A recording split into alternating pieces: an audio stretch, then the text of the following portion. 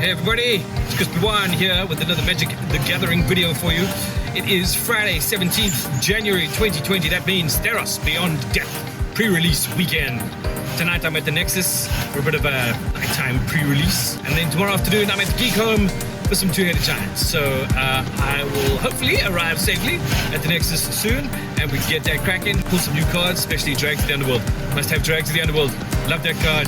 All of a sudden I love it. I played some of the new cards in Arena last night and had an absolute blast. Pulled a big Hydra. Pulled a big Hydra. A couple of Ashiok's. Adam, you love me. Anyway, I'm gonna get going now and drive safely, and I will see you all at the Nexus. Bye.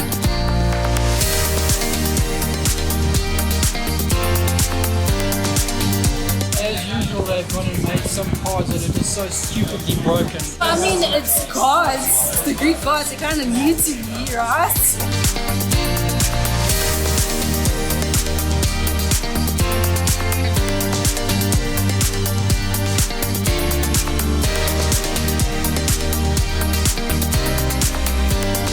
So this is the deck that I used for the pre-release for Theros Beyond Death. First of all, we've got ourselves a Sleep of Death, a little bit of removal.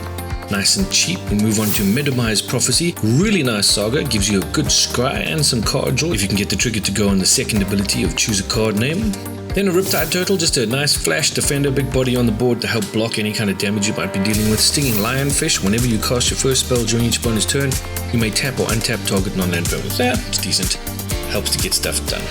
Starlit Mantle, nice flash enchantment aura. When Starlit Mantle enters the battlefield, enchantment creature gains hexproof until end of turn and gets +1/+1 as part of the enchantment. Black cards, Maya's Grasp, an enchantment removal. Enchanted creature gets -3/-3. Maya Triton, creature zombie merfolk 2/1. Death Touch, always handy in limited. When Maya Triton enters the battlefield, put the top 2 cards of your library into your graveyard and you gain 2 life. This is good for things that have escape. You just drop things into your graveyard and hopefully help that escape cost come down. Naiad of Hidden Coves, enchantment creature 2/3 as long as it's not your turn. Spells you cast cost 1 colorless mana less to cast. Faraka's Libation is a 3-drop. Instant, choose 1 target opponent sacrifices a creature, target opponent sacrifices an enchantment. Nice removal for creatures with enchantment, we ran a pair of those. Soul Reaper of Mogus is an enchantment creature 2/3, pay 2 in a swamp, sacrifice a creature, draw a card. Just some card draw. Moving into the 4-drop slot, Shimmerwing Chimera is a 3/2 flying creature. At the beginning of your upkeep, return up to 1 other target enchantment you control to its owner's hands. That's nice to be able to bounce things back. And then the bomb card in this deck, that's a Deep Dwelling, the Constellation version. It's a 4-drop legendary enchantment creature god, 6/5 indestructible. As long as your devotion to blue is less than 5, Thassa isn't a creature. At the beginning of your end step, exile up to 1 other target creature you control, then return that card to the battlefield under your control. It's a wonderful flicker ability. Then pay 3 and an island, tap another target creature. It's always handy. Getting some big bodies on the board, 2 Nyxborn Marauders, 4/3 creatures for 4. Also, cost is 2 and 2 swamps, so we are fixing devotion for later on, especially to black. We're not too interested in devotion to blue because we don't want Thassa to be a creature, but we do want something else to happen. Faraka's Spawn is a Gorgon creature, 3/4 with escape of 5 in a swamp, exile 3 other cards from your graveyard, which is always handy.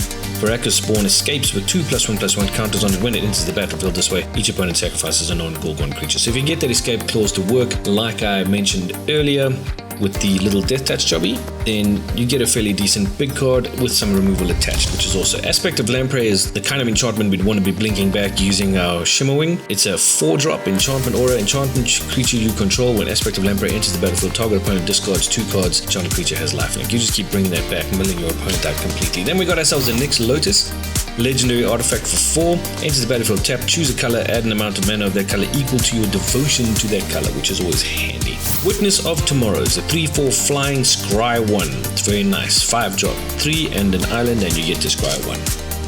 Then we have the Rage Guard Berserker, just a big body to slap onto the board, 5/4 creature. When Rage Guard Berserker enters the battlefield, target creature you control gets +1 and +0 and gains indestructible till end of turn. And then one of our big payoff cards, Grey Merchant of Asphodel. Gary is a 2/4. When Grey Merchant of Asphodel enters the battlefield, each opponent loses X life, where X is your devotion to black. I mentioned devotion earlier. You gain life equal to the life lost this way. This is a great card, and with the Thassa ability, just keep flickering that guy in.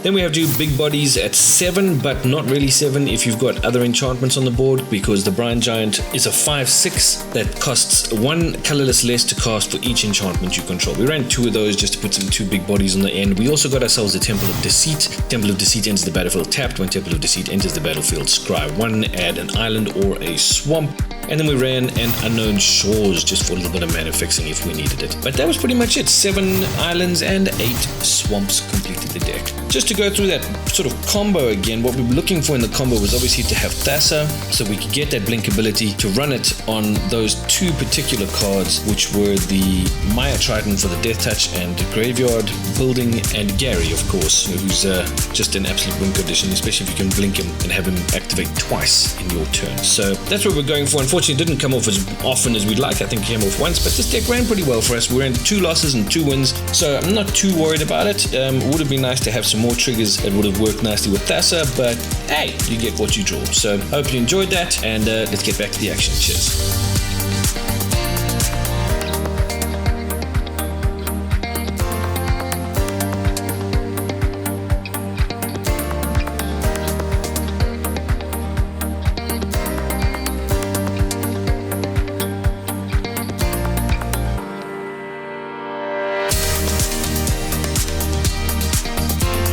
Okay, so that was Friday night pre-release at the Nexus. It's all good. We got ourselves 2 losses and 2 wins. Not too bad. First of all, the Thassa. Very happy about it. Fancy Thassa. So that's pretty cool. Other than that, still some matches going on. People having a good time. Checking out new cards, having some fun. But tomorrow we are heading to Geek Home for the 2 Giant event, which should be kind of cool. So in the meantime, I just want to say that thank you to the Nexus once again for being so cool and allowing me into their space to have some fun with this game that we're all so freaking addicted to. In the meantime though, thank you all for watching. Catch you again real soon. Peace.